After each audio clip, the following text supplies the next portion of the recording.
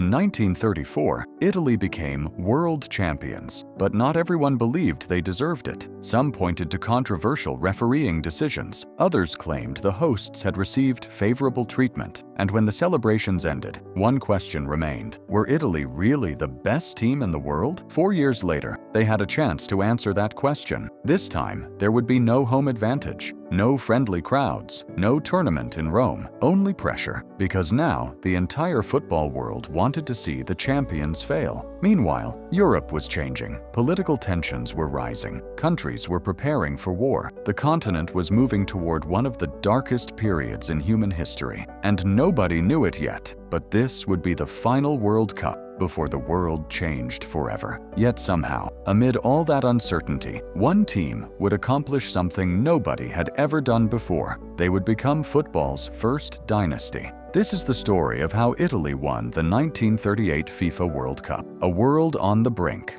The 1938 World Cup wasn't just another football tournament. It was held in a world that felt increasingly unstable. Across Europe, tensions were growing, governments were becoming more aggressive, countries were taking sides, and many feared a major conflict was coming. Despite everything happening around them, FIFA pushed ahead with the tournament. France was chosen as host, but that decision immediately caused controversy. Many South American nations were furious. They believed the World Cup should alternate between Europe and South America. Instead, FIFA selected another European country. The reaction was swift. Several nations refused to participate. Most notably, Uruguay stayed home. Think about that for a second. The nation that had won the first World Cup, the team that shocked the world in 1930, they weren't even there. One of football's biggest powers had boycotted the tournament, and that meant one thing: the defending champions were now the center of attention. Everyone was watching Italy. Everyone wanted to know if they could do it again.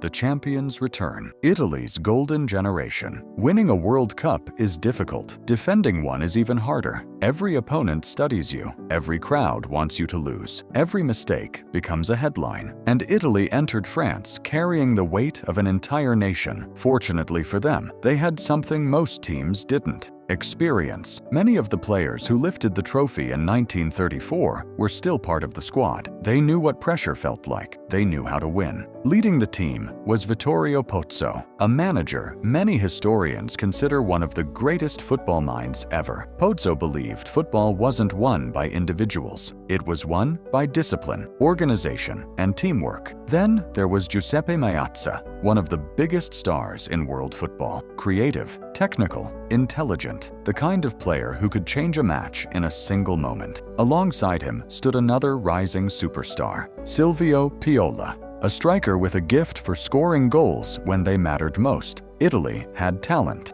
They had experience. And perhaps most importantly, they had motivation. Because this tournament wasn't just about winning, it was about proving 1934 wasn't a fluke. Norway almost ends the dream. Italy's first match looked straightforward. Their opponents were Norway. Most people expected the champions to win comfortably. Norway had other ideas. From the opening whistle, they fought for every ball, every tackle, every challenge. The Italians struggled to find rhythm. Passes went astray. Attacks broke down. And as the minutes disappeared, frustration began to grow. The score remained level. The champions were in trouble. Suddenly, a shocking first-round elimination no longer seemed impossible. Imagine being the defending champions, traveling all the way to France, spending 4 years preparing for this moment, only to be knocked out in your very first game. The pressure was enormous. Then came extra time. One mistake could end everything. One moment could destroy Italy's dream. Fortunately for the champions, that moment belonged to them. Italy found the breakthrough. The goal finally arrived. Relief swept across the team. The defending champions survived. Italy,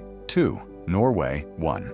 It wasn't pretty, but they were still alive, and sometimes that's all that matters. The black shirts. The quarterfinal would become one of the most talked about matches of the tournament. Italy versus France. Champions against hosts. The atmosphere was electric. French fans packed the stadium. The crowd desperately wanted their team to win. Then Italy walked onto the pitch, and everyone noticed something strange. They weren't wearing blue. They were wearing black. The the color associated with Mussolini's fascist movement. Immediately, the crowd reacted. Boos echoed around the stadium. The tension increased. This was no longer just football. The match suddenly felt much bigger. Italy didn't seem bothered. If anything, they looked even more determined. As the game unfolded, the champions took control. Their passing was sharper, their movement was smarter, their finishing was clinical. France fought bravely, but they couldn't stop Italy. When the final whistle arrived, the scoreboard read, Italy 3, France 1. The hosts were out, and the champions marched on. Brazil's biggest mistake. If Italy were the defending champions, Brazil were the rising stars. Fast,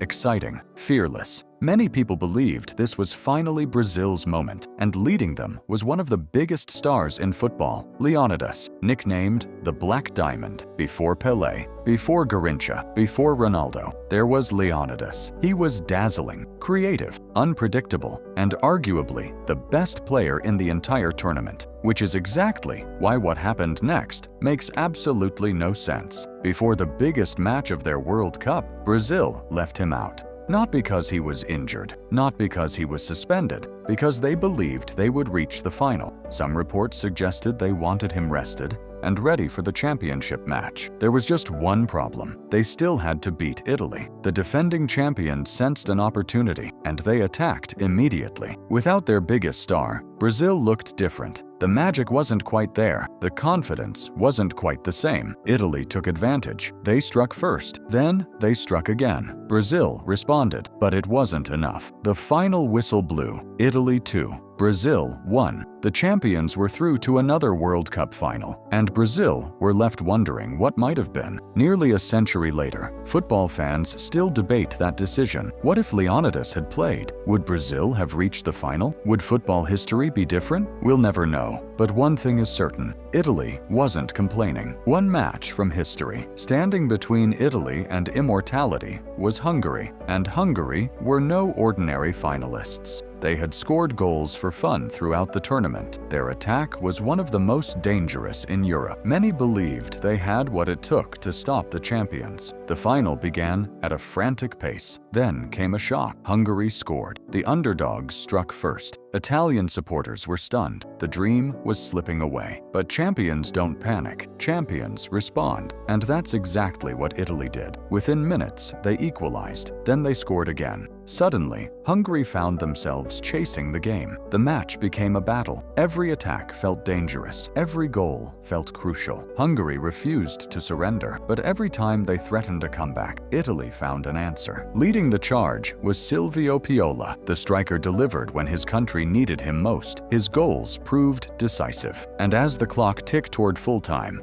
reality began to sink in. Italy were about to make history. The referee blew the whistle. Italy 4, Hungary 2. The champions had done it again. Why Italy won? So why were Italy successful? First, they had experience. Most teams dream of playing in a World Cup final. Italy had already won one. Nothing surprised them. Second, they possessed one of the greatest managers football has ever seen. Vittorio Pozzo built a team that was disciplined, organized, and incredibly difficult to beat. Third, they had players who delivered in crucial moments. Meazza, Piola, Ferrari. Whenever Italy needed someone to step up, somebody did. And finally, they had the mentality of champions. Norway pushed them. France challenged them. Brazil threatened them. Hungary tested them. Italy survived every challenge. Because great teams don't just play well, they find ways to win. Legacy: Italy's victory in 1938 changed football history. For the first time ever, a nation had successfully defended the World Cup. Back-to-back champions, the kings of world football. Nobody had done it before, and for years, nobody would do it again. But fate had one final twist. Within a year, Europe was at war. The World Cup disappeared. No tournament in 1942. No tournament in 1946. The greatest competition in football vanished for 12 years. The champions would never get the chance to defend their title again. Their reign ended, not on a football pitch, but because the world itself had changed. When the World Cup finally returned in 1950, football was desperate for a new beginning. Brazil hosted the tournament, a nation obsessed with the sport, a nation convinced it would become world champion. Nearly 200,000 fans packed a stadium expecting a celebration. Instead, they witnessed one of the greatest shocks in sports history. The next chapter is the unbelievable story of how Uruguay stunned Brazil and broke an entire nation's heart. If you enjoyed this video, subscribe and join us as we continue the complete history of every FIFA World Cup, one tournament at a time.